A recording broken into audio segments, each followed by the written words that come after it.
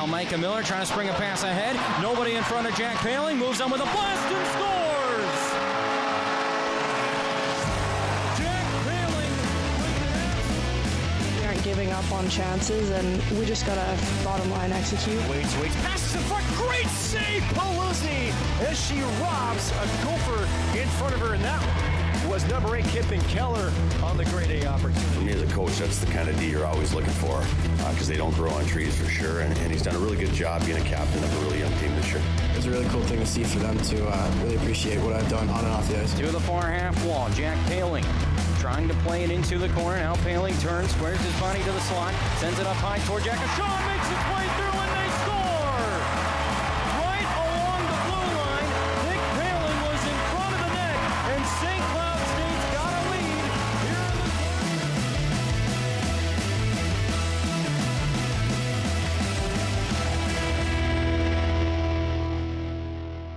the And welcome back to the Den, Huskies Warming Nose podcast fans. It's episode number 29 here. Myself, Nick Maxon, and joining me from North Dakota, as always, is Noah Grant. Noah, it's 44 degrees outside here, September 19th, 2020. So for those who are wishing 2020 would just go away, we're getting closer by the day, so that's good. But it also means that there's a change in the weather. And normally around this time, Noah, we're talking about college hockey coming up. We know it's been delayed just a little bit. So there's still some excitement because seems to be rumblings that, November, December, we're still going to get that opportunity. But some other hockey news here we'll get to. We're going to have two former women's hockey players on this show today. We're going to talk about a lot of news surrounding the Minnesota Wild, some St. Cloud State hockey news as well around here in the Granite City area. So lots to talk about in this episode. But before we kick it off and get the things rolling, how have things been for you? How's the week been? It's been all right. I was painting at my job all week. I'm painting an office, so it's kind of cathartic. I'm downstairs in a basement next to a weight room, so I'm probably inhaling way too many paint fumes. So if you hear me ramble worse than usual, I apologize up front. It's not me. It's the times, man. It's the Dane Bramage. No, we get it. I know. It's been a wild week. I think I texted you yesterday about it, because we were getting ready for the show. We have 19 items at some point to get through on this show, not in addition to the interview that we have today. I mean, that's definitely got to be a record. So kind of, I don't know, looking forward to it, but also trying to keep the show under 3 hours today if we can. So we kind of have to. So, so I'm doing all right. How about you? Pretty good. Again, I don't understand the fall hype, honestly. I know the weather's nice, but if you're in the Midwest long enough, you know that this type of weather where you're in the 60s/70s, it's never guaranteed. Last year, it snowed October 13th or 12th, somewhere in those. That's when I was actually heading up to Bemidji to call a Bemidji State game for St. Cloud State. And I woke up that Saturday before that second game of the two-game weekend series against the Beavers, and there was 6 inches of snow on my car. I'm not ready for that yet. I'm just not. So I'm not ready for the cold weather just yet, even though I know that means the ponds are going to get frozen, which means there's going to be some outdoor hockey eventually coming to the state of hockey. But honestly, I'm just going with the flow. A lot of homework and stuff that's keeping me busy, along with some fun stuff at work. So at the end of it, I'm happy to be talking some hockey. And we're getting to the end of the NHL season that started almost a full 12 calendar months ago. So let's get right into it here, Noah, with our opening draw, unless you have something missing. Yeah, I'm going to rebuttal you a little bit. Fall is great. And the reason I say that is actually because we need to get you up to North Dakota, up to my neck of the woods. The one thing that this state somehow has up here, up in the Turtle Mountains, is the fall colors are gorgeous. I mean, like, ridiculously gorgeous. So I think it's more like, I totally agree with you that it's too short-lived. I think that we need more like fall, like time where there's actual like nice, cool weather, but it's not, you're not slipping and sliding on I-94 trying to get up to St. Cloud. So, I used to not like fall just because it meant that winter was coming, but now I'm just kind of like, gee, I'm just glad I'm up and awake and having some coffee. But speaking of having coffee, Nick, Saturdays are our two-line fan trivia here on the opening draw, so let's get right into it. Two-line fan trivia is your chance to win Follow the Huskies Warming House podcast on Twitter at Warming House Den. A new question will be asked every week. Be the first to tweet us the correct answer. Winners will be mentioned on the show, as well as a chance for prizes and more. One question, one answer, one winner. It's two-line trivia.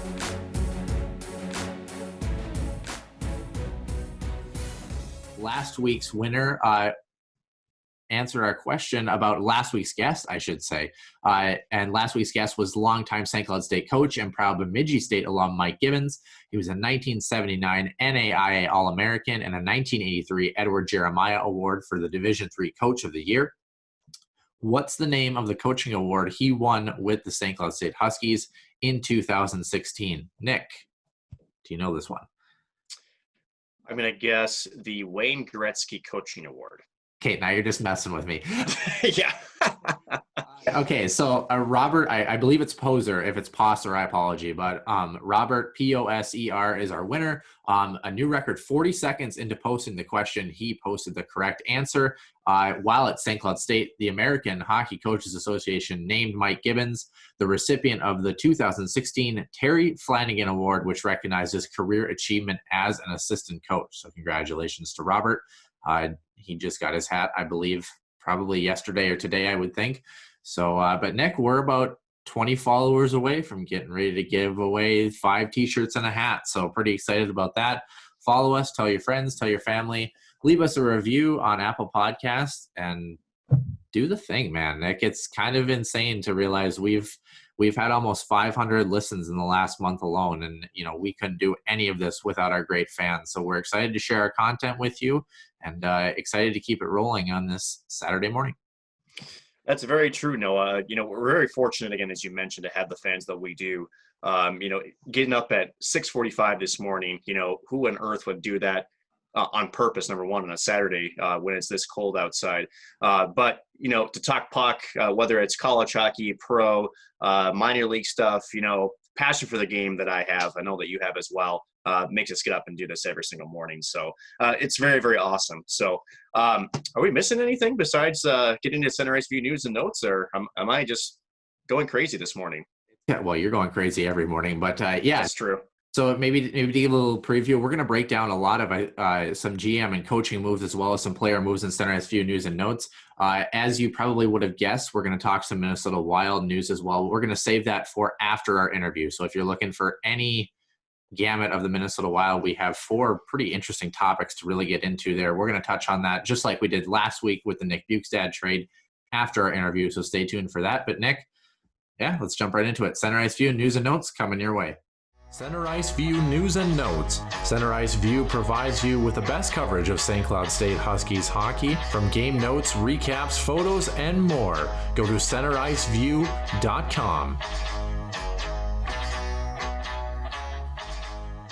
And Noah, just a couple of topics to start off college hockey related today for the Center Ice View news and notes. I think the biggest topic that we've heard rumblings about came from our friend up there in North Dakota from the Grand Forks Herald, that there's reporting that the NCHC is possibly considering a bubble scenario that could be hosted by the University of North Dakota to try to maybe play some games in more of a controlled environment. I know that the NHL has been very successful with their bubble scenario. Up again, we'll touch into some of the latest matchup to compete for the Stanley Cup here shortly.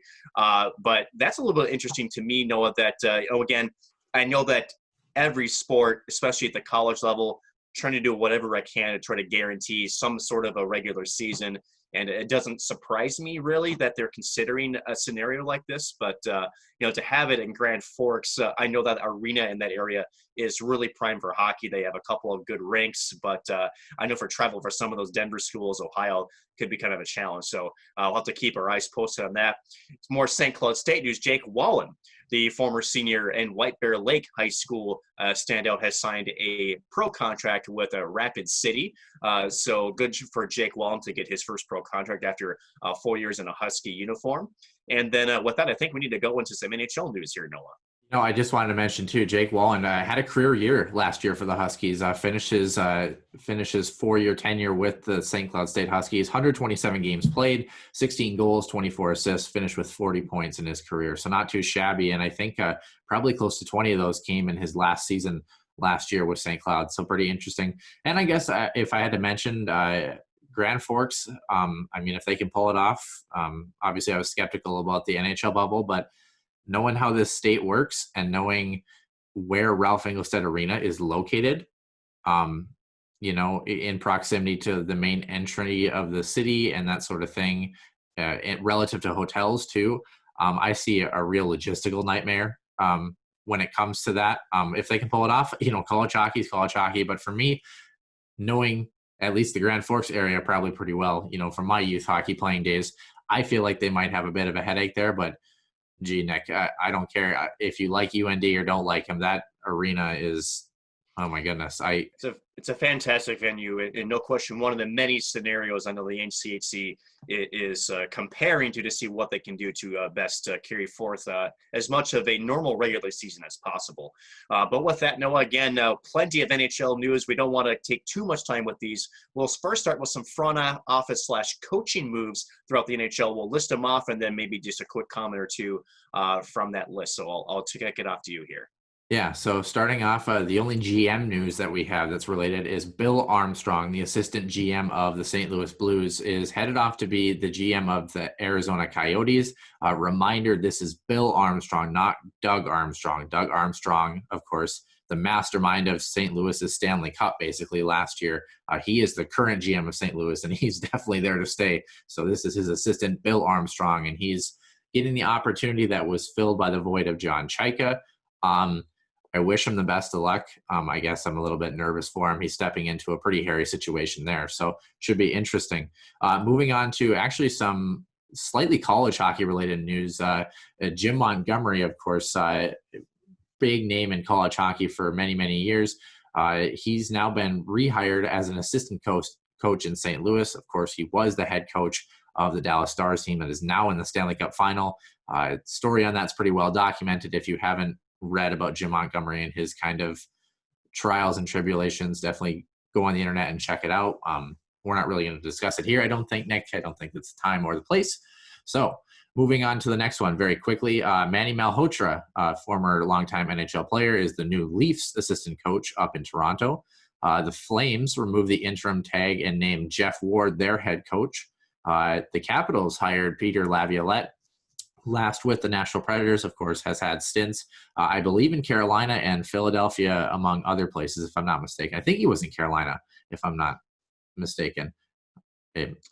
Yeah, I'm not sure about Carolina, but I know for sure, head coach kind of came to Prowlis with Philadelphia, then obviously most recently with Nashville, goes back to the Eastern Conference again with Washington. So, one of the better U.S.-born head coaches in NHL history. So not really surprising he gets another look, but going back to the Eastern Conference, the Capitals after a couple of disappointing postseason appearances, see if he can maybe recharge a Capitals team that's, coming to what could be the end of an era up there with some aging core players. And lastly, Nick, in our coaching and GM news, the Florida Panthers dismissed their assistant coach, Mike Kitchen. He was dismissed pretty much based on kicking a player during Florida's win versus Minnesota in January in the third period of that game. Nick, this might be a good discussion. We're not going to touch on it today, but it might be a good discussion, I think, for maybe another day. I've been kicked by a coach before, only once. But I think especially you and I, and kind of maybe more so you and the generation that you came up with, coaching has really changed how you kind of interact with your players and that sort of thing. So as we've seen with a fair amount of coaches and disciplinary actions, some of these things that they're doing to these players is coming to light. So I guess I'm not too surprised by this one. It's a good move, I think, for the Florida Panthers. But yeah, I guess we'll just have to kind of see how everything pans out with these coaches and kind of some of the things that they've been doing in practices. And not to run off on too much of a tangent, it's a real challenge because, Nick, you and I, again, can remember some of these harsh disciplinary practices that you have to figure out, does it jump over that line, or was it just kind of the best disciplinary practices of the day at that time and kind of what, I don't want to say what everybody was doing, but that's pretty much how to say it, is everybody was doing that. So, but obviously last year, no time and place to be kicking a player, and he's on his way out the door, Nick, which I'm surprised we're not out of the door at this point in time, but no, but I do want to make just one comment on the coaching news. Manny Malhotra going to Toronto. I know Bruce Boudreau was in that conversation too, but I think what poses the bigger advantage for Malhotra was that I think he was okay with an assistant coaching role. I know Bruce is more looking for a head coaching position. I still think there's some vacancies out there, and I think Bruce, at some time, he has the ability to be patient, to wait for an opportunity that maybe he gets something. So I can't imagine Bruce going back to an assistant role, at least as of yet. So we'll continue to watch good old Bruce to see if he, again, enters the head coaching realm here in the National Hockey League. But Manny Malhotra, long-time NHL player, finishing off a good career in Vancouver, I believe. Good speedy forward there for the Pacific Division Canucks. So a lot of good chatter there, but I think there's also some NHL player news now that we have to get to. So I'll let you list and we'll do a couple comments there as well. Yeah, definitely. First one on the docket is our only trade that we've really had, or big name trade, I should say, in the past week. Joel Edmondson was traded from Carolina to Montreal for a 5th round pick, and then he signed with the Montreal Canadiens for 4 years. $14 million is the total amount of that contract.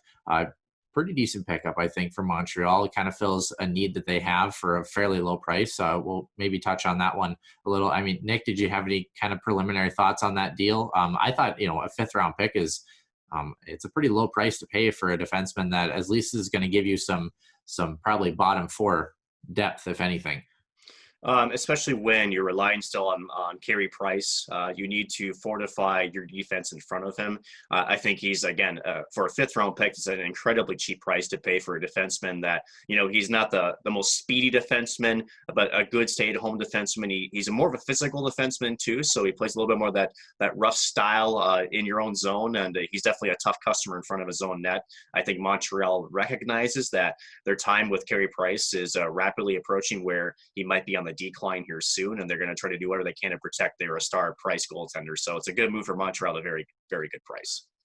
Definitely. 2 more players, of course, re-signing contracts here, staying with their respective teams out in the East Coast. We'll start with the Pittsburgh Penguins. They re-signed Jared McCann, 2 years, 2.94 average annual value. I think that's a really good pickup for Pittsburgh. I think Jared McCann's a very underrated player.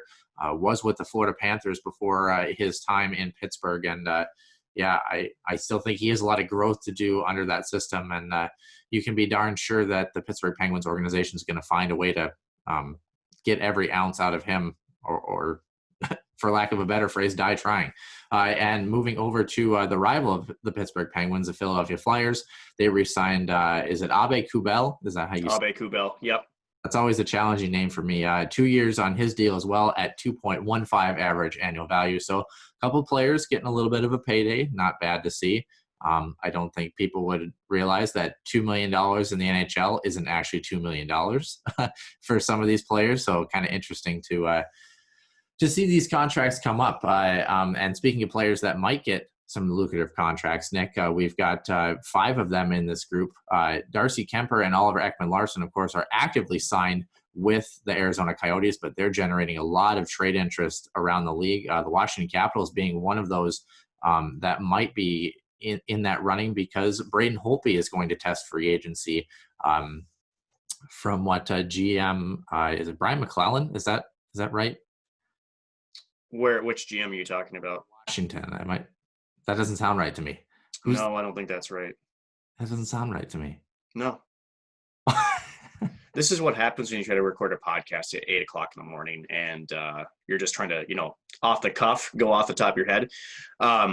either way for Washington, they have a goaltending conundrum on their hand.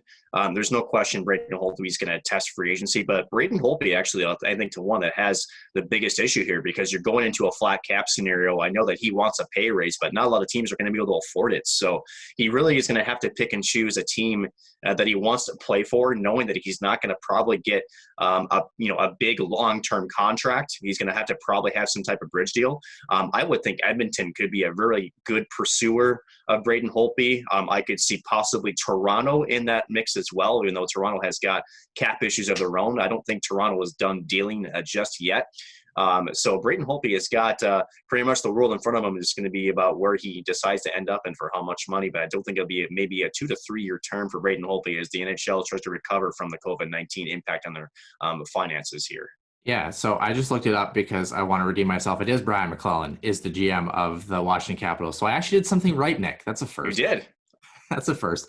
So, and the other player that's going to test free agent, well, two other players, I should say, Kyle Clifford of the Toronto Maple Leafs apparently is on his way out. And then the bigger fish that we've been actively paying attention to, of course, Jake Allen was moved from the St. Louis Blues to hopefully make room for this contract that might not happen. Alex Pietrangelo was advised by the St. Louis Blues to test free agency. He had mentioned that the talks with the team have been fairly disappointing as of late.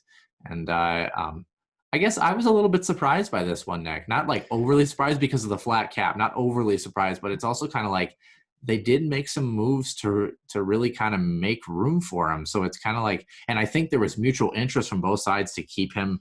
There was, yes. And I think with Pietrangelo too, he's the captain too. So, he's not a guy that St. Louis is, it's not, a player that just means a lot to your back end, and he certainly is, but he's also just means a lot to your locker room. And, when you put a captaincy in someone's jersey, that's a guy that the organization views as someone that is valued and has a voice in your locker room. And again, this off season, this one and the next one are going to be so interesting for contract talks and for trade talks, because again, is there talk logistically about, the flat cap? I'm sure there is, but players, and again, they're programmed to, I only have so many years that I can play hockey. I need to make the most money that I can.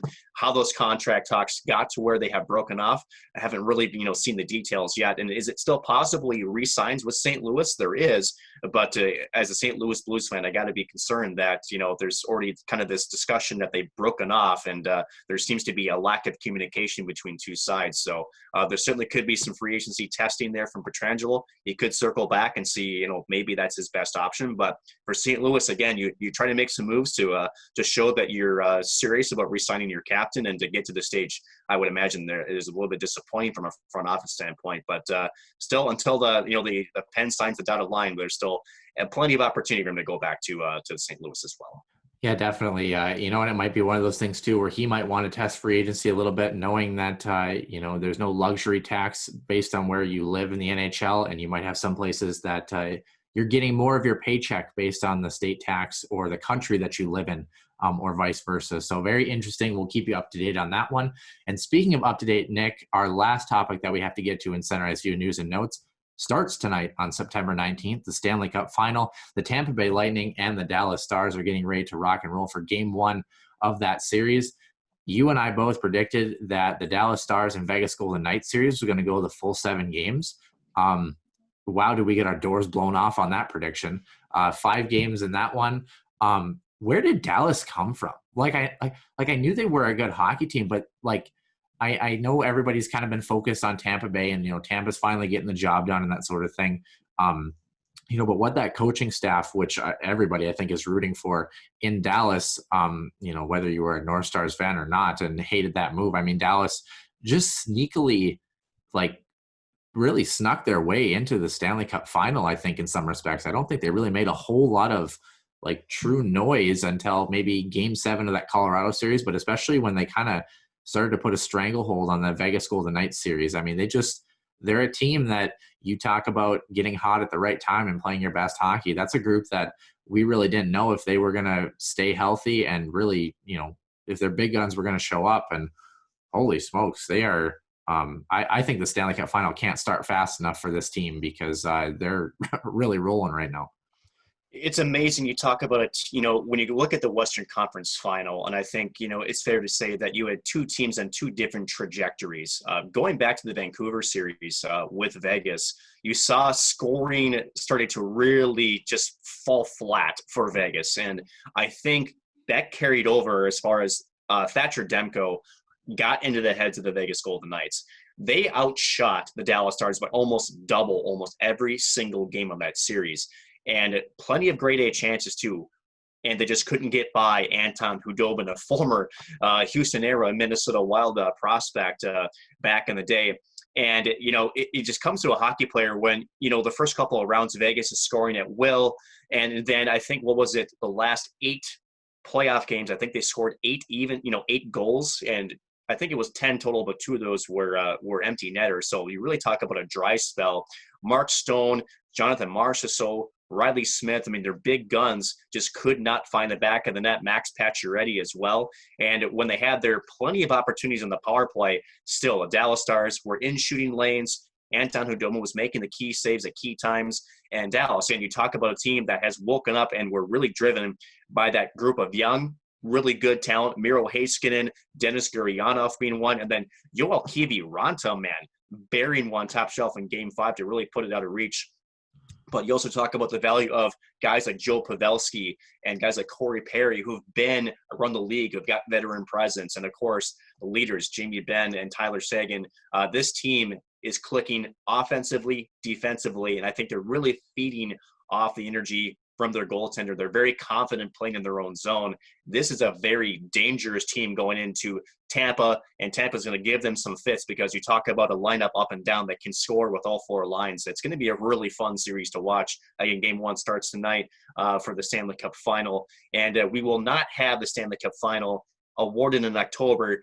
If it does go 7 games, it will be on September 30th, Noah, if it does get to a 7-game series. So it'll still be fun to watch. I can't wait to watch the series. I think it's going to be a really, really good test for both clubs, especially between the blue lines. And it's going to be a fun one to see how it turns out. Yeah, it should be interesting. As you wear your Vegas Golden Knights jacket, probably the wrong day to wear that one. I think the Max Pacioretty and Suzuki trade might look a little bit interesting as time rolls along for the Montreal Canadiens too as well. But yeah, you look at very quickly that Tampa Bay Lightning and New York Islanders series.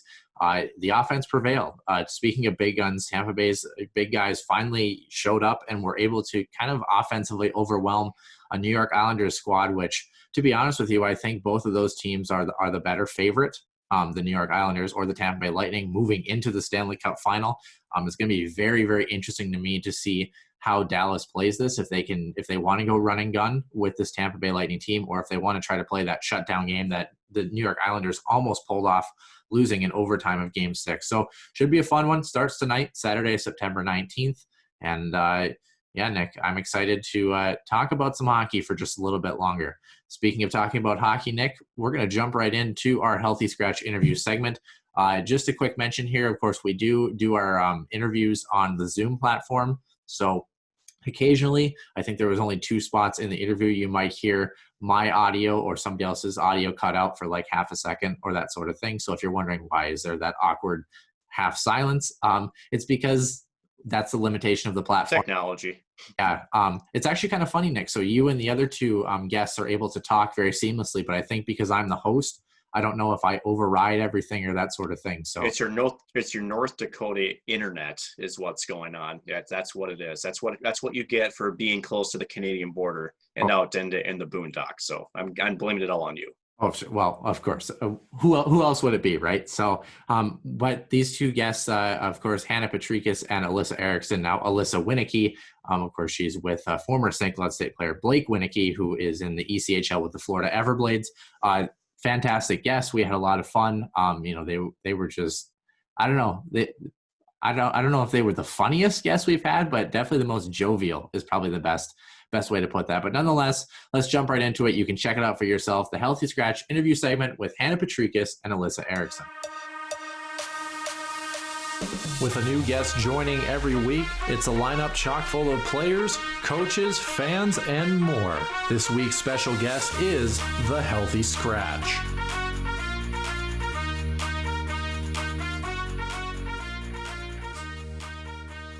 And joining us this week on the Healthy Scratch interview segment, two former women's hockey players from St. Cloud State University, Alyssa Winiecki and Hannah Potrykus. Ladies, thank you so much for joining us this morning. And how are we doing from the both of you? Great. Thanks for having us on. Yeah, doing good. You're very welcome. Hannah, I want to start with a question with you, just because this is kind of a little more of a fun segment. You and I had the pleasure of calling a men's hockey exhibition game a couple of years back up at the Herb Brooks National Hockey Center. And before the game started, we were kind of sharing some hockey stories. And you're a Michigan native, and you have a story about a former head coach. And so maybe an impression that maybe you want to forget. Can you tell our viewers about that? Maybe a funny story that it wasn't the greatest impression if you were trying to get on an NHL roster. Yeah, so back on my 12U hockey team back in Michigan, I played for Little Caesars at the time. And Mike Babcock was obviously the coach of the Red Wings. His daughter was playing on Honey Baked, which was like our arch rivals. 12U hockey, not that big of a deal, but the refs were very serious about neck guards and mouth guards. And so I had my mouth guard in, scrum in the corner, drop my mouth guard in the corner, and the refs would not drop the puck at the other end of the ice till that mouth guard was picked up. So I was like, crap. So my coach was like, well, go get it. So I skate as fast as I can to the corner. I pick up my mouth guard. Everyone's watching me. Like I felt like hours had gone by. It was going so slow. And so I'm skating back to the bench as fast as I can. I get maybe like 3 feet from the bench, go to slam on the brakes, and I toe pick. Everyone's laughing. I can hear everyone like banging on the glass behind me. I go head first into the boards. Was no one concerned for my safety? I'm confused. So I'm just getting up off the ice. Everyone's clapping their sticks, and I get back up and I look up, and I swear it was like me making eye contact with Mike Babcock. He just had the biggest grin on his face, and I'm like, well, there goes my shot at anything in the future. Did the Department of Player Safety review that hit, or what happened with that one? Seriously, nobody cared that I went neck first into the boards. They were all just laughing at me. I was like, this is kind of messed up. I mean, we might as well stick with that because that's one of the few notes I have on you. Coming into St. Cloud State, your favorite moment was listed as scoring the overtime winner against Honey Baked in the 14U championship. MVP of the tournament, almost ended the game in regulation, apparently from what the articles say way back in the day in 2012. Can you kind of take us through that moment? Apparently, from what the articles say, I wasn't there. It was a pretty sick move to end the game. I mean, it was 14U. I'm so glad you found the articles. Yeah, it was one. I think it was 1-1 the whole game, and with about 3 seconds left in regulation, I took just a slap shot just to put it on net, and ended up going off the goalie's shoulder and then went off the crossbar. So that was kind of a bummer. So we head into overtime, and what happened was my coach from my 12U team, they jumped ship and they went to Honey Baked. So he was now coaching the Honey Baked team, and his daughter was on the Honey Baked team. I always had a little bit of spite because I didn't think she was that good, but then she went to big old Honey Baked, and I was like, whatever, your dad's the coach, that's why you're on the team. And so in overtime, she obviously starts because dad's the coach. And so we win the face-off, we dump the puck, and she has the puck behind the net. And I just go and I strip it from her, and I wrap around and backhand it into the net. And that was the game winner. So it's kind of like icing on the cake all season long. They thought they were bigger and better than us because they went to Honey Baked, but then we ended up beating them in the championship game. So yeah, definitely a highlight from my youth career. I think we had a few moments in college that would top that, but from my youth career, that was definitely one of the best moments. Yeah, speaking of college, actually, also speaking of Honey Baked, Emma Gentry joins the squad this year for a St. Cloud State team. That it's going to be pretty good, so it should be exciting this year. But speaking of college, we'll start with you, Alyssa, because you're looking a little nervous. We want to get a couple. Yeah. Quite simply, what brought both of you to St. Cloud State? And on that note, Hannah said she's watched a couple of episodes. Alyssa, I don't know if you had, but how did you guys hear about our show? I guess I'm kind of curious if Alyssa, if you've heard about our show. But first, what brought you to St. Cloud State? So I grew up in Mission, BC, which is like a small town, just like an hour outside Vancouver, like east of Vancouver. And where I grew up, there was no girls hockey. Like you couldn't really play girls hockey. There wasn't enough kids there to make a team. So I grew up playing with the boys. And we do it a little bit different in Canada. So I played like 2 years of Bantams with the boys. And then once you're done that, it's kind of like high school hockey, but it's not. So then you go on, it's called midget, and you do 3 years of midget. So you're on one team with, I would have been with boys that some of them could have been 2 years older than me. So me and my parents kind of thought at that point, like, I'm going to get hurt. They're way bigger. I was like a little girl. So they decided that I should go to like kind of like a private like hockey like academy. So I went to like a few visits at different ones in Canada. And then I decided to go to the Okanagan Hockey Academy in Penticton, which was like the best decision I'd ever made. And I actually didn't even want to go. My parents kind of more wanted me to go. They're like, we want you to keep playing hockey. Like, this is kind of your only option at this point. So I went there for 3 years. I loved it. After being there for like 2 minutes, I was obsessed with it. Yeah, it was really fun. Actually, Paige Pena, who was on the team, me and Paige went there together. And we actually grew up like 10 minutes from each other. So that's kind of funny. So I went there for 3 years, and then I was playing at a tournament my junior year, I think, out in the States, because we were kind of just like a travel team. Like we just kind of, we played like Honey Baked and some of the teams that Hannah mentioned. And I think the coaches that were there before Steve and Janelle and Reuter, they had seen me and they recruited me from there. So that's kind of how that happened. And then I went on like my official visit and stuff and loved the school and loved St. Cloud. So yeah. It's kind of like One Tree Hill, obsessed after 2 seconds, right? Yeah. Yeah. Moving over to kind of maybe a similar story potentially. I mean, do you remember your visit to St. Cloud State? I mean, was there something about the university that kind of drew you to it, like, wow, this is the place to be? Or were you just like, I just want to play hockey and they're letting me play hockey? Kind of. Oh, sorry, Han, go ahead. Was that no, that's okay. Wait, who did ahead. you ask? Was it me? It could be both of you. Whoever wants to take the mantle. Go ahead, Han. Go ahead. Oh, okay. Yeah, for me, it was kind of, I did play boys, not like Lister did though. So obviously hockey in Michigan is nowhere near what is like in Minnesota, but it's probably a step up from what Lister did. So I played boys until I was 11. And then that year of 12 was my first year of girls. And so, but yeah, played girls all up until then. When I went on my visit, it was pretty late actually. It wasn't until, I want to say it was like September or October of my senior year. And that was when Reuter and Janelle and Steve, that was their first year coaching. So Steve is the one that actually reached out to me.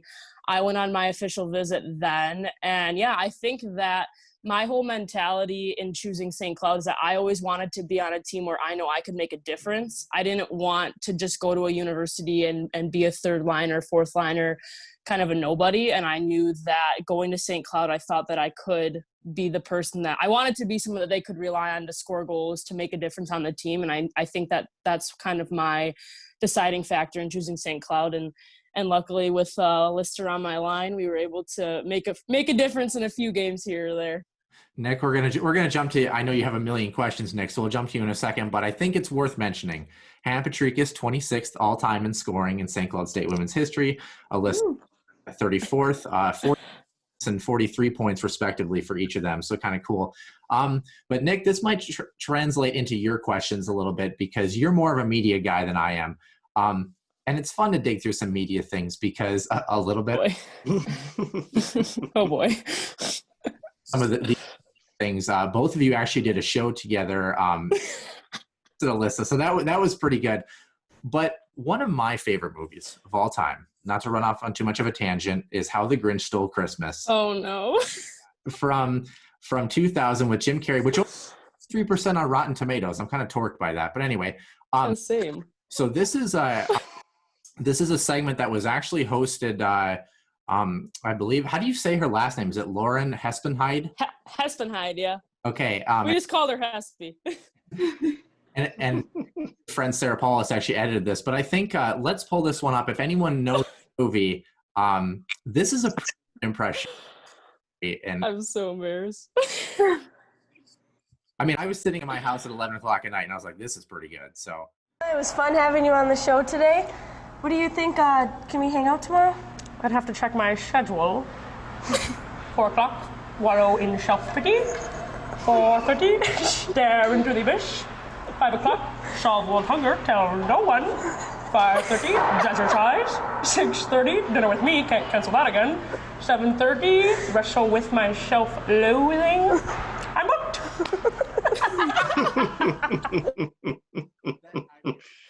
Oh no, there's too much bad things. I had to throw that one out there. I mean, that one was that segment though. That ended up going on live TV, and of course you ended up calling a game with Nick after. I mean, I get really nervous for stuff like this. I mean, were you super nervous doing that segment? Like, how did that come about in general, where like you look more relaxed than Nick and I do on any given day?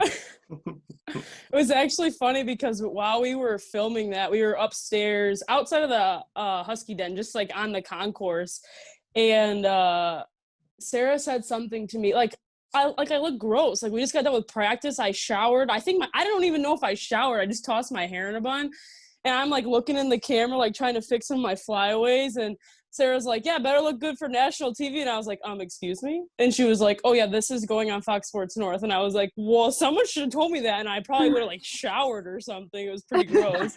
So I had no idea. So we're like already halfway through filming this, and like we'd already planned what we were going to do. So I was like, yeah, screw it. Just put it on TV. Who cares at this point? Let's get into some more fun questions, shall we? Alyssa, I want to start with you.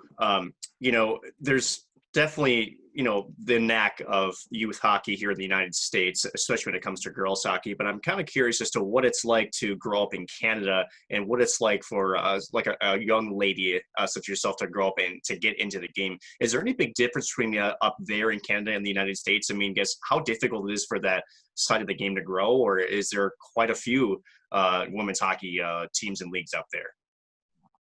Yeah, so it's definitely super different than Minnesota. So in Minnesota, there's a rink every 15 miles, and every town has their team and their levels of their team. So everyone can pretty much play. There's girls hockey everywhere, which is just all super different than where I grew up. So first of all, not every town has a team. Like, they're not big enough and they don't have enough kids to be able to have a team. I feel like everyone kind of thinks like in Canada, if you grow up in Canada, you play hockey. Like, it's really not like that. Like, not everyone is a hockey player. So how I got into hockey was I guess how it first started. I was like probably 4 or something, and my sister was older than me. She was 2 years older, and she had like a public skate with her class as like a field trip. And my mom was going to go and be one of like the little parent helpers, go and help the kids get their skates on and whatever, and kind of go supervise on the ice and help the teachers out. And she had me that day because I wasn't in preschool or anything yet. And she said like, okay, like you can come, like whatever. So I went, and all the kids kind of obviously step on the ice for the first time and struggle around and can't really skate. And I just kind of got the hang of it right away. So my parents were like, oh, this is perfect. Like, this is totally something we can put her in. This will be fun.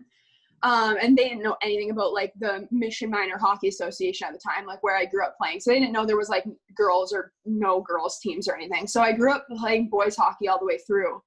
And I have funny stories from that. I don't know if they're all appropriate or not, but just, you can picture you can picture how boys would be when there's one girl on the team, and tryouts every year and stuff is just like kind of craziness. But I have like vivid memories of being like, because like once you get to a certain age, you don't really change in the locker room with the boys anymore. It kind of gets inappropriate. So when I was like in high school, so we do high school differently in Canada too.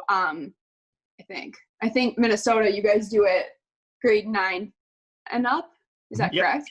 Yeah. Yep. So in Canada, we don't do middle school. So we go elementary school is kindergarten, in most places at least, kindergarten to grade 7, and then grade 8 to grade 12 is high school. So for grade 8 and grade 9, I played boys hockey in my hometown. And so it was just kind of like an interesting like time then, because when I was growing up, it was all fine. I just felt like I was one of the guys, like it didn't really matter, whatever. But then you kind of get in high school and you're kind of have like crushes on half the team or like whatever. And it's kind of like weird at that point. But I remember like there was just certain rinks like Burmese Winter Club, and not that you guys would know all these towns, but just different towns or like different rinks that we would play at. And they wouldn't really have like an extra like locker room for me. So I would change in like the weirdest places. Like one time I was changing in like the Zamboni driver's like back office, like underneath the stands, like just super uncomfortable. One time I was changing in like this little like storage room that was like the staff's like lunchroom, and there was like a fridge with just like moldy food in it, and I was just like in there getting my gear on beside it. It was just really weird things that it was just kind of like always a joke. Like the guys just said, "Where'd you have to change today?" So it was kind of funny in that sense. So it's like a lot different than here, where here like you get your own high school hockey locker room and there's rinks 10 minutes away. Like we would have to travel like far for games. Like my parents like would have to get me out of school early, so we would make it to like our 6 o'clock game like on time and stuff. So it was definitely like a lot different than it would be here. But then when I went to OHA, Okanagan Hockey Academy, it was like normal like high school hockey, but it was like an academy feel. So like we'd go to school from like 8 o'clock or whatever, only until like noon. And then at noon we would go to the rink for like the whole afternoon. So we would practice, work out, stretch, roll out, all the whole ordeal that we would do. So it was kind of different that way. So that was kind of nice to kind of feel more like I was actually part of the team. So that was good. Yeah. Like I have this envisionment of you like getting to St. Cloud State and you're like, wait, I can go in the locker room like with the rest of them? Like yeah. Yeah, so I had 3 years of it before that at OHA, but yeah, like that was like part of the selling point too for me. Like going to St. Cloud was just like the locker rooms are so nice. Like now I know like now since I've been gone, they've got like the whole new gym and everything, and I'm sure it's beautiful. But like even like the gym that we had, like I thought it was great. Like everything, like the rink, like I love that it's like older, but like renovated and nice and new, but like still like an old barn feel like when you're actually playing in it. So I don't know. I just loved everything about it when I came on my official visit. So yeah. A little bit of follow up too, since you are grew up in Canada. How many nights did you sit in front of the TV on Saturdays and listen to Don Cherry and Ron McLean? Yeah, they were like my childhood. I was really sad when Don got the boot. Because I grew up listening to him, and there was much worse things that he had said for a long time than that. So it was kind of funny, but I guess like times are obviously changing. So it's probably for the best. He was getting a little old and crazy. So yeah. The suits didn't give us an indication of that, right? So yeah. Yeah. I have another story that I want to actually go to Hannah now, because it's a stark contrast from Alyssa's bringing to yours. Because again, you grew up in Michigan, and especially in the Detroit area, there's the stereotype of I guess the neighborhood surrounding it. I remember you talking about visiting a high school, and there was a barbed wire fence surrounding a high school. And I want to have you emulate, just because I think, here in Minnesota, we don't have, those kind of things around us. We feel relatively safe, and it's just different to hear, just a different part of the country, not that far away, really, where the experience is completely different from the youth hockey days. Yeah, so I played for Caesars 12U through my first year of 19U. So I went 12U, 14, 14, 16, 19, 19. So I only played 1 year at 16. So from 12U to 19U, I played for Caesars. 12U and 14U, we actually skated out of a rink in Southfield, which is, let's say, about like 15, 20 minutes from downtown Detroit. Still not the best area. Once you go like Southfield, Livonia, Detroit, that's where it starts to get a little sketchy. So my 16U year, the 16U and 19U Caesars always had a locker room at this rink called City Arena in downtown Detroit. It's on Detroit's, I don't want to say the east side, but it's really close to the east side. It's like not near like where Joe Louis used to be, not where Little Caesars Arena is by any means. Which is kind of funny now that like now all the Caesars teams get to skate out of Little Caesars Arena, this brand new facility, and I skated at City Arena. So anyways, it was about an hour drive from my house, not far, or very far, like to just go to practice. When we're practicing at 8:30 at night, I'm like a 16-year-old girl in high school driving at 8:30, getting home at midnight. So it's already dark a lot of times we go to practice, but this rink, so you had to go a very specific way. And my dad always took me to practice, even when I could drive, because it was sketchy. So we're driving. If you turned left one street too early, it was like a whole different neighborhood. Like you were like at risk of getting shot. Like there was probably a shooting on that street earlier in the day. Like it was so sketchy. So you always had to turn left at the street that Martin Luther King Jr. High School was on. And the whole high school is fenced with barbed wire. Like there's one gate. It looks like you're walking into a prison, but it's actually a high school. And so you turn left at Martin Luther King Jr. High School, you take a right at the next street, and then you pull up to this rink that is in the middle of a cemetery. And you're like, well, where the heck am I?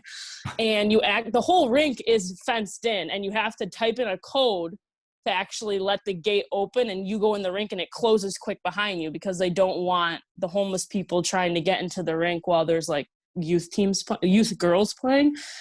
And so it was not funny. One of the times the road that Martin Luther King Jr. High School was on had construction. And so we're like, oh no, we have to drive down the road before. And this was like our Saturday noon practice, so it wasn't as sketchy. But we're stopped at the light on the sketchy street, and this guy comes up and he's like banging on the back window, and I like grabbed a blanket and I'm like hiding under the blanket. I was so scared. And so he ends up following, like we're like from that corner to where the gate is to get into the rink, it's maybe like a sixth of a mile. Like it's not far at all. Like he like was running next to our truck. So we thought we lost him. My dad sped up super quick, and my dad's trying to type in the gate the code for the gate, and it's not opening. And we're like, oh my gosh, this would be happening right now. My dad finally gets it open, and as the gate's closing, here comes this guy, zips around the corner and like squeezes in between the gate and makes it into the rink. And we're like, what the hell do we do? It's like, I don't know. Do we call the police? Is he going to do something? I don't know. So we call the police, and it's like in their minds, they're like, oh, they got bigger fish to fry. Like it's Detroit's East Side. What are they going to do about it? So yeah, we just had to sit there. Like they shoved all of us girls into a locker room, and we're all sitting there waiting. All the parents are like standing by the doors, and he's like running rampant through the parking lot, and the police show up and just like pretty much open the gate and remove him from the gated area. And then that was it. Like that was the most they could do. Anyways, just funny that like, you hear these stories, like I've been to some Minnesota high school games, and like the rinks are awesome. And then I played at a gated rink in the middle of a cemetery for 6 years of my life. Nick, I'm going to pretend I know transition out of that, but I don't really. So maybe he was just a big fan. Who knows?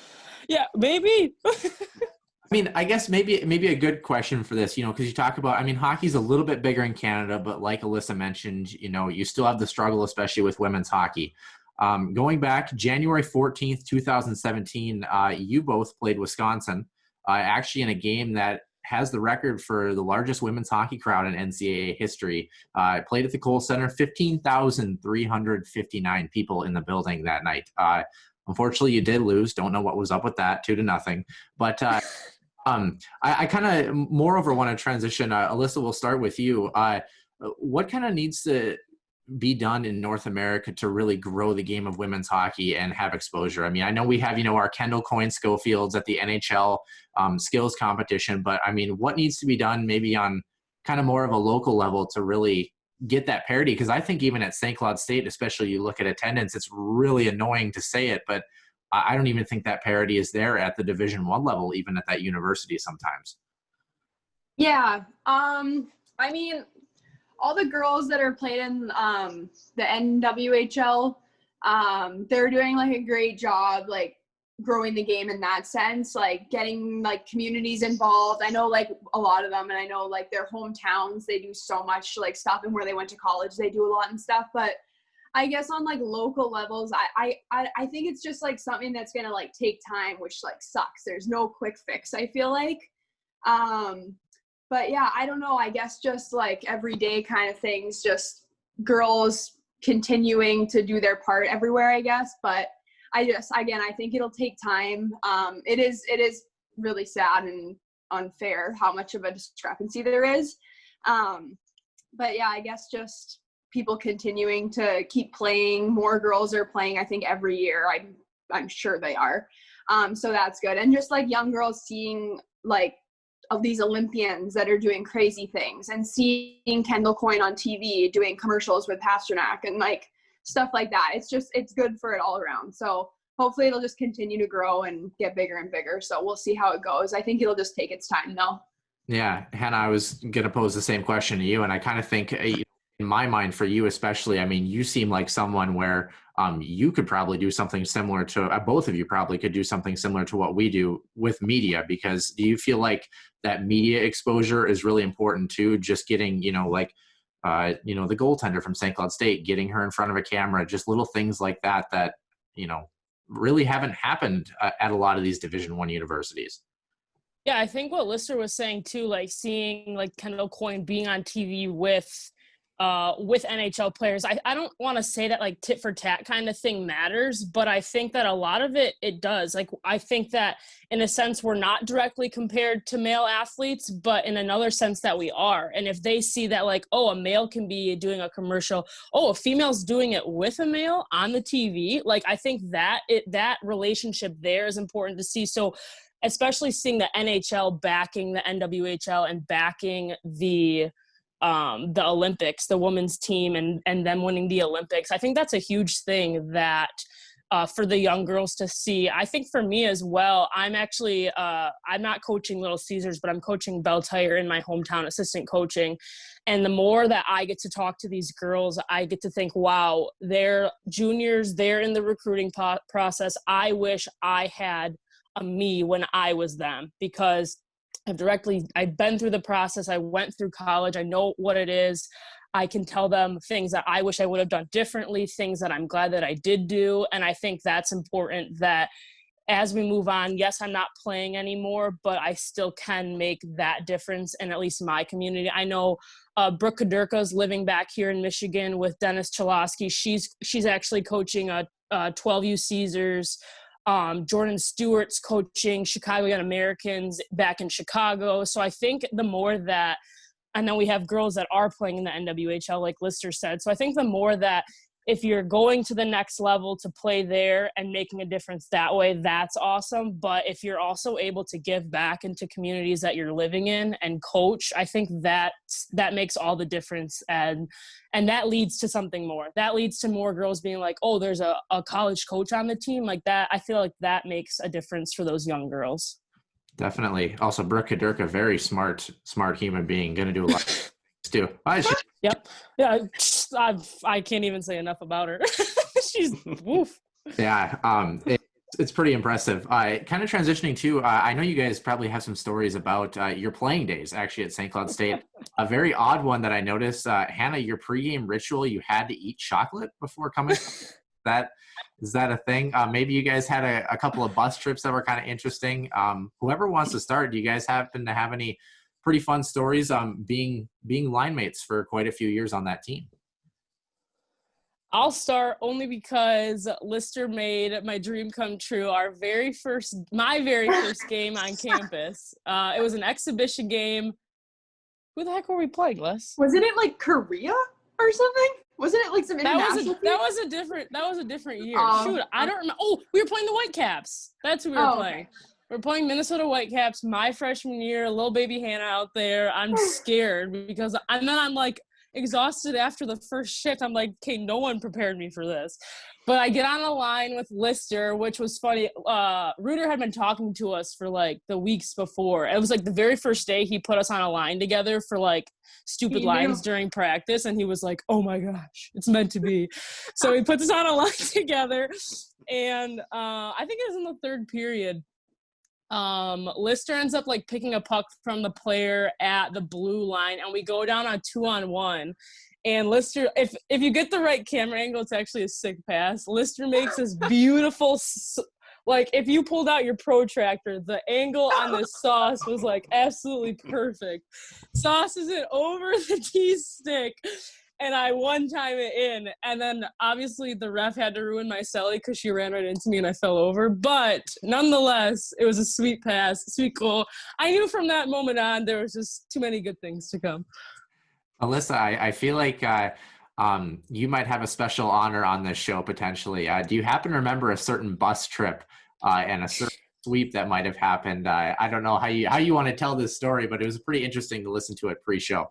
Yeah. So Hannah might have to help me out a bit with the exact wording.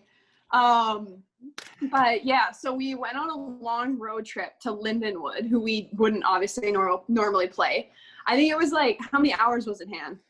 Away. Gosh, I think it was 12, and it was Thanksgiving weekend. Yeah, so that was fun. So we did like our team Thanksgiving dinner and stuff. Anyway, so we went to Lindenwood. We had 2 games against them, and we swept them. So that was great. And then a little bit of backstory, I guess. So our bus driver in St. Cloud, who would drive our team all over, he's the greatest guy ever. His name's Ron. I hope he hears this because I love Ron. He would drive the men's team too, and my husband Blake says all the same stories, that he was just the best guy ever. So he would obviously be there driving us in the bus. So he'd come in and watch all the games. He knew all of our stats. He knew our record. He knew everything, like more than what we would know. It was great. So Ron was just a great team player. So we got on the bus to leave Lindenwood after playing them. And I don't remember his exact words, but he laid on the horn. And Hannah, what did he say? I don't even remember exactly. It wasn't even like laying on the horn. It was just like nonstop laying like for like a minute. And he's backing the bus out of the rink. And like, if you've ever been to Lindenwood, their current rink is like, it was probably worse than City Arena in downtown Detroit. Like, it was awful. So he's backing up, and as soon as he puts it in the drive, we're driving away, and he just goes, "We just swept the out of them." Yeah, it was really great. The best part though, like that whole weekend, like Lister said, it was Thanksgiving. That actually put us at my freshman year, Lister's sophomore year, that put us on a 7-game win streak. So it wasn't even just like we swept them. It was like, holy crap, the St. Cloud State women's hockey team won 7 games in a row. Like, what? That's unheard of. And so that was kind of the icing. But that, like I said, Thanksgiving, the weekend started off so sketchy. We left like on a Wednesday.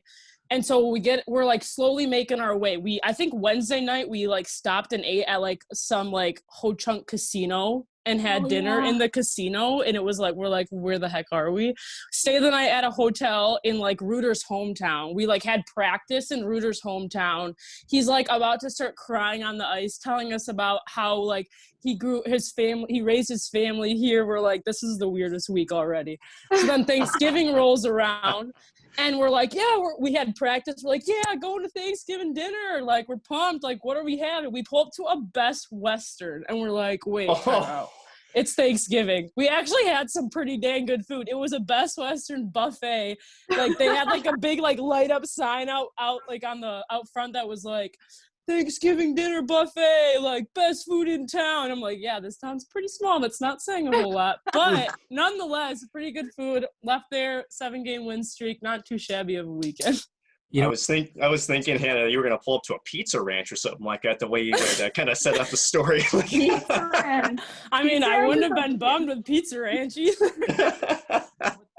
Actually kind of funny too. Speaking of Thanksgiving, Hannah, you're one of only 16 players actually in program history to have a hat trick. And the other one, speaking of Thanksgiving weekend, was actually Brooke Kaderka.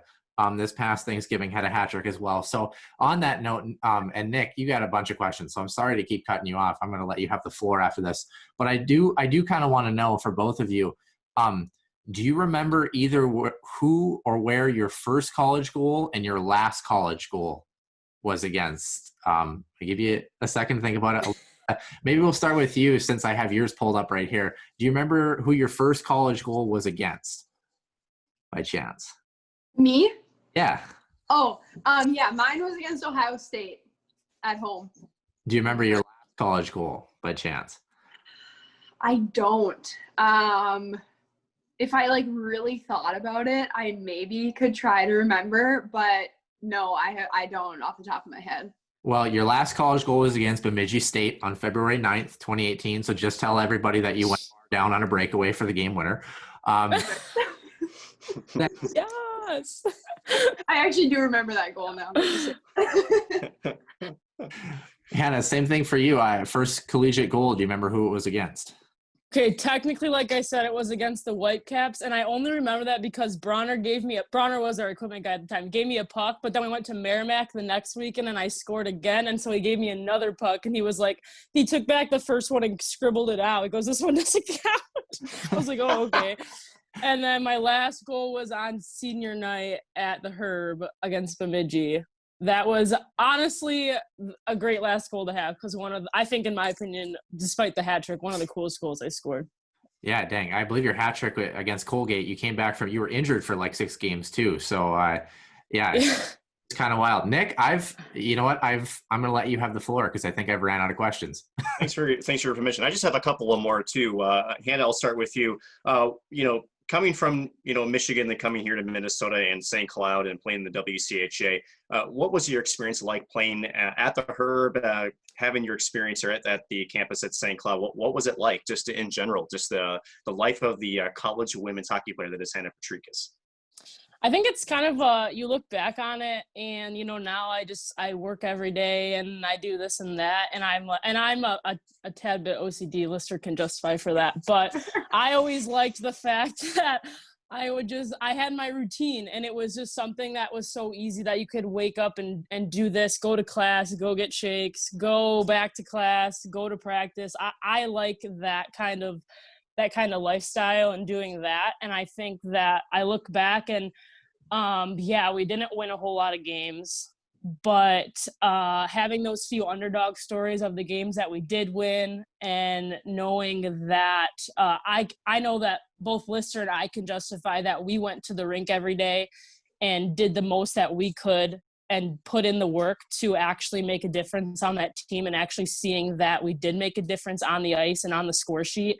I think a lot of people can't say that. And I know that a lot of people that we actually played with can't say that they put in that much effort that we did to make the most of their college experience. So I don't have regrets in any of that. And I know that we play in the hardest league in the NCAA on the women's side. And there's a lot of girls that I played with growing up that went to these East Coast teams and they talk about all the games they won. They're like, yeah, well, St. Cloud sucks. And I'm like, yeah, but do you see who we play against? We play against 2 teams with Minnesota and Wisconsin that go back, they offset each other for national championships nearly every year. So it's like, and who do you play against? Brown? They've won 4 games in 7 seasons. So it's like, you can say what you want about St. Cloud, but I think especially now, like the group of people we're getting in and the work ethic they have, it's going to pay off for them. And I know last year was a bit of a rough season. Steve came in as a head coach. Having a new head coach obviously is a rough transition for such a young team. So I think that there are great things in the team's future, and I look forward to seeing what they're doing. But as far as my time at St. Cloud goes, I don't think there's a little bit I would change, a little bit of drama I'd probably remove, but other than that, it's 26 girls on a hockey team. What do you expect? Hopefully less drama on the Alyssa side here. I'll just pose the same question. Just again, talk about your experience coming in from Canada, then coming to Minnesota, then spending your time, your playing years with the WCHA and the Huskies. It was great. Like Hannah said, great experience. It was actually funny. So a little story. So coming in a year before Hannah, I got in the exact time when we got the 3 new coaches. So Janelle, Steve, and Reuter were our coaches. So I got recruited by the old coaches that weren't there for either of our time. So I got recruited by both the previous assistant coaches. I don't even remember their names, Jim and something. Anyways, so they were like a husband and wife assistant coaches for St. Cloud before my time. They recruited me. So I'm back in Canada at the Okanagan Hockey Academy where I was playing high school, and I was committed to St. Cloud. I knew I was going there. It was my senior year, and we're having like our end of the year, like senior year send off and like awards banquet for like the hockey players. And my coach goes up on stage and is saying how she's proud of our team or whatever. This is my high school team. And she's like, but unfortunately we have some like news to announce. Like me and the other coach, my 2 high school coaches, we won't be back next year. But our new coaches for the program are actually here. And she's like, please welcome up Jim and I can't remember the wife's name. And let's say Sarah Feder. And I was like, that sounds like really familiar. And I was like, what the heck? Like they recruited me to go to St. Cloud. So the assistant coaches at St. Cloud like swapped with me. And I was like, okay, those were supposed to be my coaches next year where I'm going to college. Like they're the people I met on my official visit. So I was panicking in the audience at my like little high school like awards banquet. So anyways, it was kind of funny. So I went into St. Cloud and they went and coached my high school team. So we like swapped. So, but it ended up being obviously a blessing in disguise because I loved my time at St. Cloud with Janelle and Steve and Reuter. They were so passionate about everything. They did such good work for us. Just being a forward, Steve was great. I love Steve, but just being a forward, I obviously worked a lot more with Janelle. And just how much time she takes with each and every one of us to get us to be the best that we can be. Just working on skills and stuff with her. Sometimes you hate it, most of the time you like it. But no, it was super fun. And just like, I guess like just our coaches in general, like they just put a lot of time and work into it. Like little stuff that we don't even realize. So like looking back now, like during it, you don't really think to appreciate it. You're just there and you're just having fun playing hockey. But like looking back now, it's like you really appreciate like all the hard work that they would put into it. But yeah, no, my time at St. Cloud overall, I loved everything about it. It was just great. So yeah. Nick, that's got to be like the best trade package of the almost, isn't it? I got one final question, and then I think we will be able to wrap it up unless you have another one. Miss Hannah, you were approached by executive producer Brian Stanley to do the game with me, again calling it a men's exhibition game, I believe. I'm trying to remember exactly who they played, but I remember coming up in the booth and you were shaking. You were shaking, you were nervous, and you actually did a pretty good job. But talk about the experience of being from, hockey player to being in the booth and what that experience was like. And did you have some fun while you were doing up in the booth? Oh, yeah. I was so nervous. I don't even know Brian, I'm not qualified for that. I run a off the ice with Hannah P show. Like, what the heck? That's not live by any means. Shoot, it was on TV once, but like that was after the fact. And so he just called me. He was like, "Yeah, you want to do it?" And I'm like, "Well, what the heck? Why not?" And so I didn't really know what I was getting myself into until I got up in the booth with Nick, and I was shaking. I was like, there's no take backs. Well, actually, the first one, luckily, we got to do. I forgot what that first thing was called, Nick, but we got to do that, the intro. We got to do it a couple times. The pre-pack, yeah. Yeah, the pre-pack. Yeah, I was like, oh, thank goodness, because I botched it probably about 4 times. But no, it was cool. I know, I think that's another cool thing. I know that one wasn't televised, like on whatever network, but it's that's another cool thing, especially seeing now girls get to watch Katie Emmer talk for the Philadelphia Flyers and see that, oh my gosh, she went to St. Cloud. She's obviously not playing hockey, but she's a woman in sports making a difference on a national level. So I definitely give all of you a lot of credit for what you do for play-by-play, because shoot, I mean, I've played hockey since I was 4 years old, and trying to spit out common good plays that they did, I was like, no, they passed the puck. I was like, I don't know what to say. So that was something really cool. I think if we ever get the chance to do it again, Nick, I'd be a lot better. But definitely, I mean, even Julie Friend does it all the time for, I know she did some of our games. I don't know if she stepped in on some of the men's games too, but definitely a fun experience that getting some just talk and TV time on really calms you down. I think by the third period I was doing okay. You were doing good the whole game. Come on, Hannah. And with that being said, ladies, I think that we'll end the Healthy Scratch segment today. Hannah Potrykus, Alyssa Winiecki, thanks so much for joining us this morning. We do appreciate it. A lot of fun. And maybe in the future we'll have to have you back on again. We'll have to keep track of the women's hockey season if they have one. There is some promise that they will play this year, but obviously COVID-19 in 2020 might have other plans. But we'll certainly keep you ladies in tune. And again, thanks for joining us. Thanks, Nick. Thanks, Noah. Thank you. Take the Huskies Warming House podcast wherever you go. Find the newest episodes or listen to your favorite on iTunes and Podbean. Get all the latest news and updates at huskieswarminghousepodcast.com, and look for our Facebook page, the Huskies Warming House Podcast, as well as our Twitter feed at Warming House Den. Our Twitter feed will host trivia, updates, and questions for fans, as well as a mailbag where you can tweet us anytime with your questions, concerns, or listener suggestion. And for business inquiries, email us at huskieswarminghousepodcast@outlook.com. And what a great, fun interview that was. Again, thank you to Alyssa Winiecki and now, of course, Hannah Potrykus. Two fun girls who really enjoyed their time playing hockey up at St. Cloud, and we wish them the best moving forward. We'll see if maybe we can have them on again here, no way in the future. But speaking of future, there's been a lot of talk about the future of the Minnesota Wild, and there certainly have been some moves that have really started to shape where this team is going, Noah. And I think we need to get to, I think the number one thing, the big trade that I think caught a lot of people off guard a little bit. And that was between Eric Staal going to the Buffalo Sabres, in return Marcus Johansson. Again, Marcus Johansson spent some time with Washington. I think he was also a pickup recently of Boston for a quick playoff run, and then signed in Buffalo. 1 year on his contract, a little bit more expensive, but that's the return the Minnesota Wild get.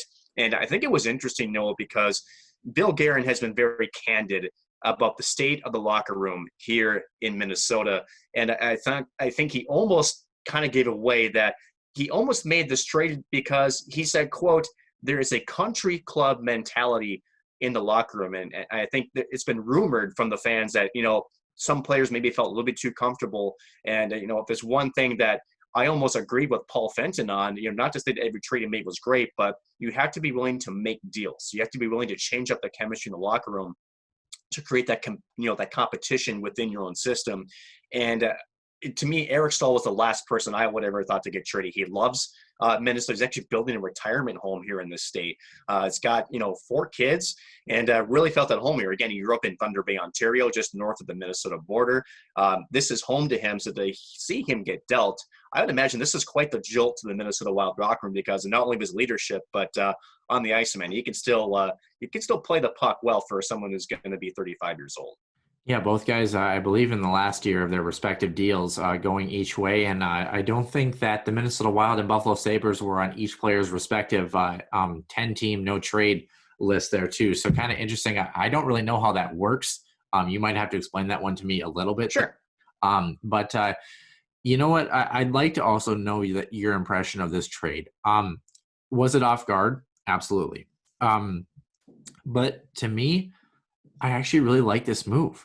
And the reason that I like it, I hate to see Eric Staal go, because I think Eric Stahl's a very, he's a good character guy. He's definitely paid his dues in the National Hockey League, probably a potential Hall of Famer, to be honest with you. And I would agree. He looked great in a Minnesota Wild sweater, but he's not getting any younger. And I think that we really saw in the playoffs that I don't know if he was a step slow, but it just kind of seems like maybe the wheels are finally starting to fall off the bus a little bit. And with a team like the Buffalo Sabres, they're not really rebuilding, but they are rebuilding. It's like they're continually rebuilding. I feel like the Buffalo Sabres. Yeah. Yeah. So I like it just because Johansson kind of reminds me a little bit, not much, but a little bit of kind of Mikael Granlund with that playmaking and kind of that sneaky, playmaker type ability, although we also said the same thing about Matt Zuccarello, so hopefully he has a bounce back here as well. But I think that when you grab a guy who can play the center and play the wing again, I think Bill Guerin's making moves where he's looking, for guys to be able to slot in anywhere in the lineup. Nothing is guaranteed, and I kind of like it. I like a guy that really has the potential to get his skill game back on track with this Minnesota Wild group. He's in a contract here. He's looking to, prove his worth to either the Wild or someone in free agency. And I still think he's got a lot left in the tank at, at age 29, and brings a lot of kind of sneaky good skill to this group. So it sucks to see Eric Staal go, but I like it, honestly. I do too. Again, it struck me the way it struck you, whereas, the Wild are just simply trying to get a little bit younger. Again, Eric Staal, you can't really say enough of what he's done on and off the ice here in this community. Just an overall, just great dude, fantastic hockey player, Stanley Cup winner. This guy's a winner, and he's a guy that any team would love to have in the locker room. And, for me, what struck me a little bit about this trade, and I think what's maybe rattled me a little bit, is so with Marcus Johansson, yes, it's I like the deal on paper, right? So it's both on back-to-back as far as last year of contracts. It's a little bit more expensive. So is it really an upgrade for like a cheap $1.25 million, I think, is the difference between the Stahl contract and Johansson? Sure. But what are you really getting out of this? On the ice, you have playmakers already on this roster, and we already know that this team has playmakers. You talk about Matt Zuccarello. The issue is a playmaker is only as good if he's got a finisher, right? So a playmaker looks good because he's giving the puck to somebody who's finishing the job, who's getting the puck in the twine. If you don't have that, then yeah, playmakers look like they're invisible because they're not contributing to the score sheet. So what is Johansson really bringing to the table for me? What is Bill Guerin's vision? I think that's what I struggle with a little bit.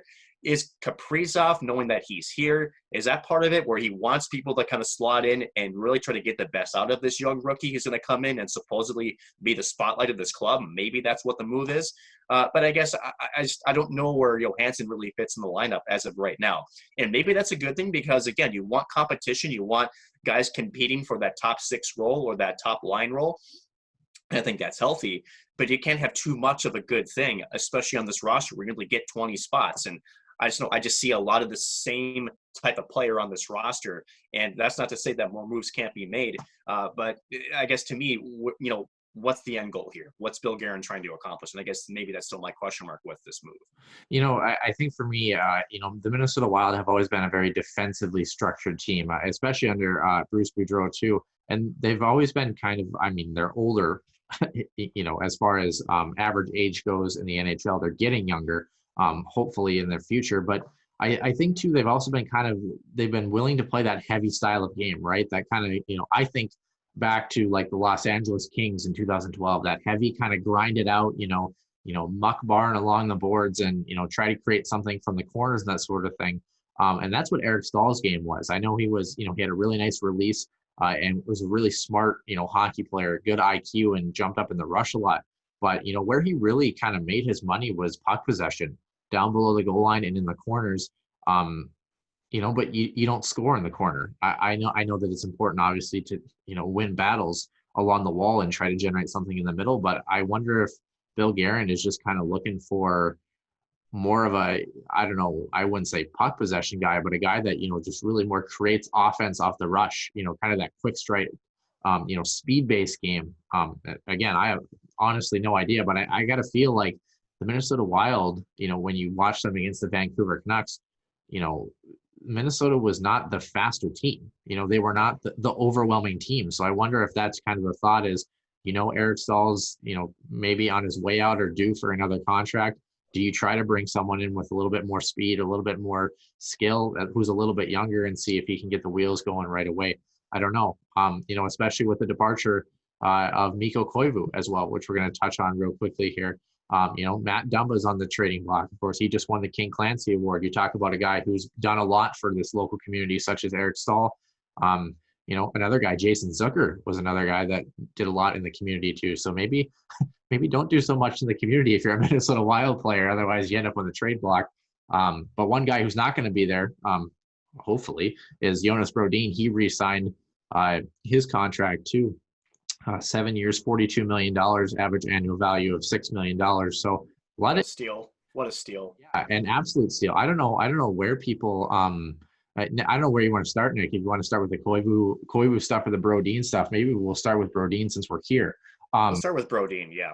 Yeah, and I don't get why, like you said, why people are saying. I would say, like, if I could give Jonas Brodin the perfect contract, I would say I would give him 6 years at $5.65 million.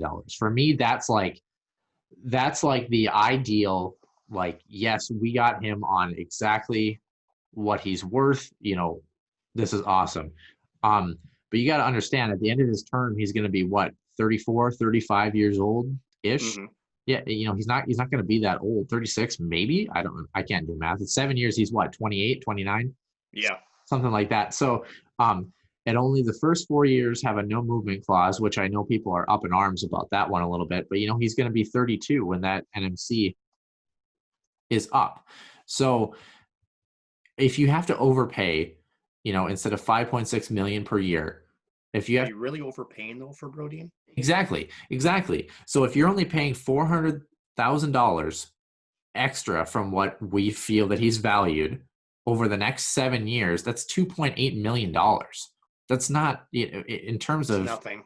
Yeah, and especially in a flat cap, it's like if you're overpaying in a flat cap market, $400,000 per year is not much of an overpay for a guy who is sneakily solid on the back end defensively. I mean, this guy, he's a top 4 defenseman, arguably top 3 defenseman on some hockey teams in the National Hockey League. I think people are upset because they see Matt Dumba and they go, oh, well, Matt Dumba, he had, 15 goals, almost 20 goals, that sort of thing.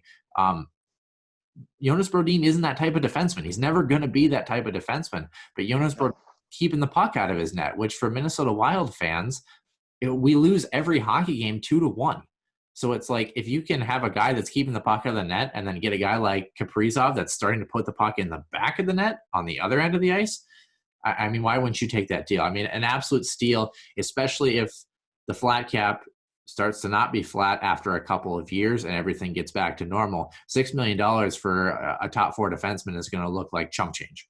It's going to look like chump change already to me. But I want to comment a little bit on this deal because, first of all, yes, if you're a Minnesota Wild fan and complaining about this trade, I dare you to go around the league and find me a top 2 defenseman. Honestly, to me, he's a top 2 defenseman on this roster, and the only reason why he's in the second pairing is Ryan Suter. It's the only reason why. And get someone who skates as well as he does, who defends as well as he does the passing and moving the puck out of the zone as well as he does for $6 million. Who else is he comparable to? Roman Josi, maybe? So here you go. So it's funny. I actually looked that up the other day. And another thing with Jonas Brodin, he's not injury ridden. He's not a guy who plays a heavy style of game. So he's not. He doesn't have to. Yeah, he's not going to be a guy where even if he's 34 and he's got 2 years on his deal and becomes a Stanley Cup rental piece for another team, he's a guy who's going to be healthy and probably garner okay return.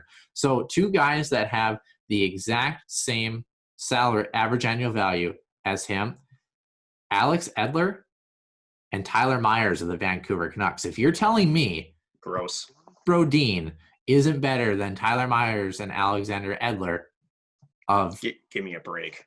Honestly, exactly. Give me a break. Go look. I don't know if it's at Cap Friendly or whatever it is. Go look at defenseman contracts, and you've got players like if I'm not mistaken, PK Subban's making like $9 million. He was at one point, and mind you, that $9 million, and this is where people are comparing Jared Spurgeon to Jonas Brodin. Mind you, Jared Spurgeon is making over $1.5 million more than Jonas Brodin because he does have a little bit more offensive flair. Yep. That makes sense to me. Jonas Brodin is a shutdown, good skating defenseman. There is a little bit less value for him because does he chip in a goal here and there? Sure. Is he going to be a Matt Dumba? No, he's not. Is he going to be a Roman Josi? No, he's not. But he is a guy that is going to keep the puck out of your net, and he's going to be a guy that's going to match up with the best forwards on the opposing team all the time. Again, for $6 million over 7 years, that is nothing to me. And I would beg someone to come at me on Twitter at the Puck Scribe with what is a better deal around the NHL for a player of his skill and caliber than this deal. If you're worried about the term, think of it this way. If you shorten that term, he still wants $42 million, right? So that contract length is extending and keeping down that AAV. This is such a good salary both for Brodin and for the Minnesota Wild. Yes, term is scary. I understand that. For a lot of people, it's scary. But you got to remember, these players want their money. And he would have easily gotten, if not more, but the same with another team. Do you really want him to walk in that situation to another team and get that same type of deal? No. Jonas Brodin is a very good defenseman. You don't let that kind of talent walk out of your locker room and out of your organization. Yep. Which I think is a good almost segue to what now this deal has done to another defenseman on the Minnesota Wild roster, and that is now the Matt Dumba rumors are circulating about, does that mean you get moved? And I've said on the show that, to me, the Minnesota Wild, if there's a defenseman in the top 4 that is the most expendable, it is Matt Dumba. They're now making the exact same amount of money. It's $6 million annual value. Matt Dumba, does he have more upside offensively? Yes. Is he as good defensively as Jonas Brodin? No, he's not. I've also said they have a prospect, a right shot, offensively gifted defenseman in their pipeline, Kalen Addison. Is he a couple of years from being NHL ready? Of course, he's only 18, 19 years old. But you have a player that could replace Dumba in your system if you decide to expose/trade him. You do not have a replacement with the same skill and caliber level in your organization as to Jonas Brodin. And I still will stick to this point. Do I think Matt Dumba gets moved? I think there's a high possibility that he does. If it happens, it's going to be in this offseason or before the trade deadline. If he's not moved, I think he plays what would be the normal season, and then I think he could see an exposure, potentially barring any other moves, to Seattle with Matt Dumba. That's the way I see it. I do think that he is the odd man out here, and I do think that he definitely already has generated interest. And from what we've seen some reporting with Michael Russo of The Athletic, is that not only is there interest, but there's supposedly some sources indicating that they're actively shopping him right now, which means the Wild are actually making phone calls off the teams and seeing what they can get in return for Matt Dumba. Yeah, definitely. It's very interesting to me to see, they're definitely going to want to get some return on him, if it does come to the expansion draft, and it puts more pressure on a guy like Jordan Greenway, a guy like Luke Cunnin, guys that really kind of have to earn that spot a little bit in case Matt Dumba does get traded for a big fish, at some point here too. Speaking of contracts too, when you move back, I'm glad you mentioned that he is the exact same value at $6 million AAV. Some guys that are comparable: Chris Letang, $7.25 million. Mark-Edouard Vlasic at $7 million. Ivan Provorov is at $6.75 million. Kind of interesting there. So here's a couple that really stand out to me. Essa Lindell at $5.8 million. Cam Fowler at $6.5 million. Yeesh, that one looks right now. And then Ryan Ellis at $6.25. And then here's another good one. Johnny Boychuk is at $6 million right now. So, I mean, you talk about two guys, even if you're talking about Matt Dumba just in general, I mean, he's a guy that still brings a lot of value for $6 million to this hockey team. It is probably a lot more defensively than people give him credit for, to be honest with you. I think the real challenge right now is, after that injury with the fight with Matthew Tkachuk, his offensive game just really hasn't ramped up to what we were accustomed to. So obviously it's frustrating when your best quality is not running on all cylinders, so to speak. No, it's going to be very, very interesting to see what the Minnesota Wild do. One thing they're not going to do, Nick, as we move closer to wrapping up the show here, number 9, longtime captain Mikko Koivu will not get extended a contract offer by the team. So he's an unrestricted free agent.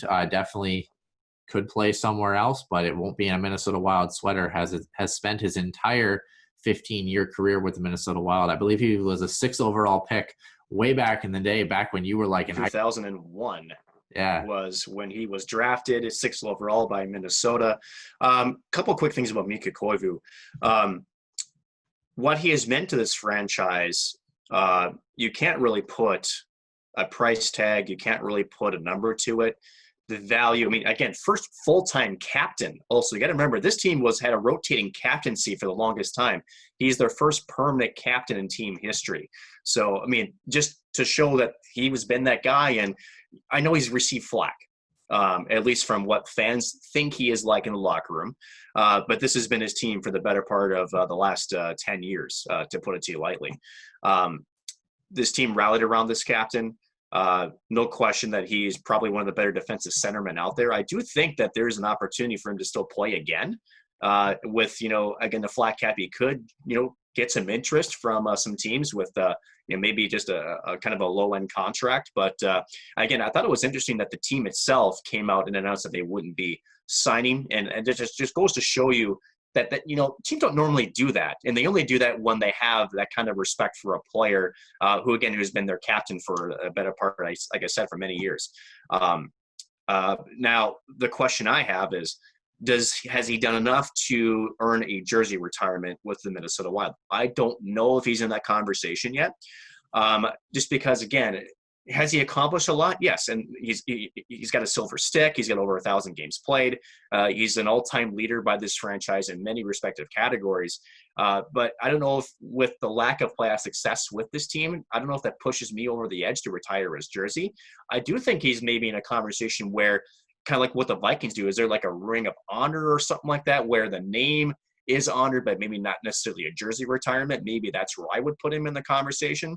Yeah. But yeah, no question, it's going to be a much different looking Wild Squad without number 9 in the lineup for sure. Yeah, I think Bill Guerin and that team is signaling that they're getting ready to move on to some different avenues and younger avenues, of course. Very lastly there, I guess, to your point with Mikko Koivu, first of all, I think regardless, he's going to end up in a front office or in some related player development or managerial. I mean, he has the tenacity and drive and obviously experience. I mean, he's going to be a guy that if he truly wants a job in hockey that's not related to being on the ice, he'll excel at that for sure. I guess to finish the show, Nick, I got to ask,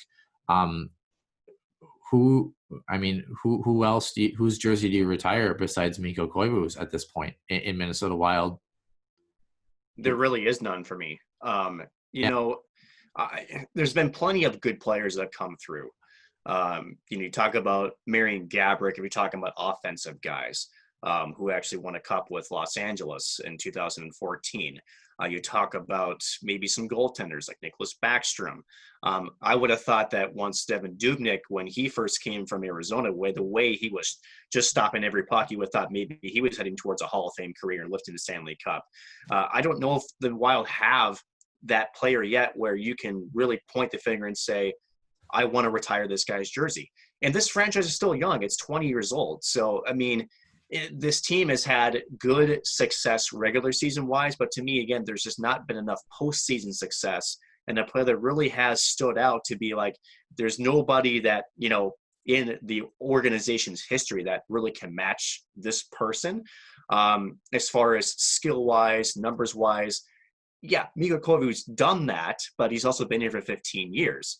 That's unheard of in today's NHL. I understand that. And he's meant to this franchise, but I don't know. I just don't know if it's done enough for me. I just don't know if there's enough success there. I guess, can you flip on the TV and see somebody else wearing number 9 in a Minnesota Wild sweater? I guess that's the biggest question for me, honestly. I'm not with you or against you. I'm just positing. I mean, could you? Jack Eichel, maybe, but that's never going to happen. But I think it will happen. Honestly, I think it will. I don't know who that player might be, but it's certainly going to be a conversation from the organization of what they do with Mikko Koivu.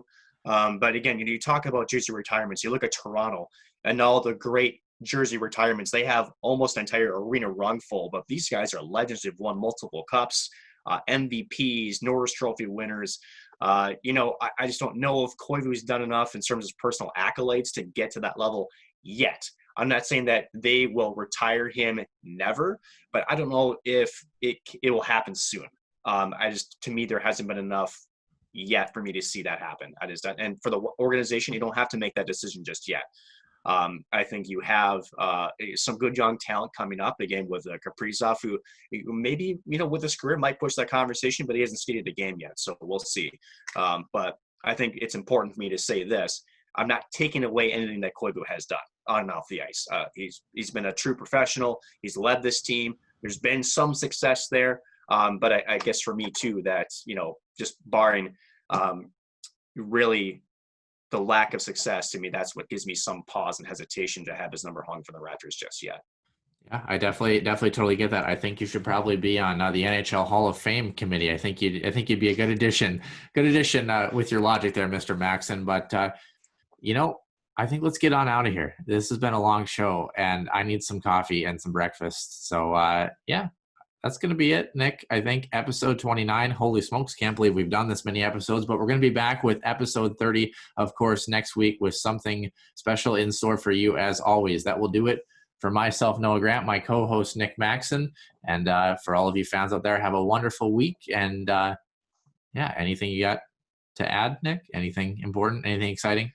Enjoy the weekend, and I suppose go Bolts for the Stanley Cup. Really? Go Bolts, yes. Okay, well, I was kind of hoping the Dallas Stars would win. So imagine that. We disagree on something. Imagine that. It's almost like you can, put oil and water together and you think it's going to, mix together. What the hell?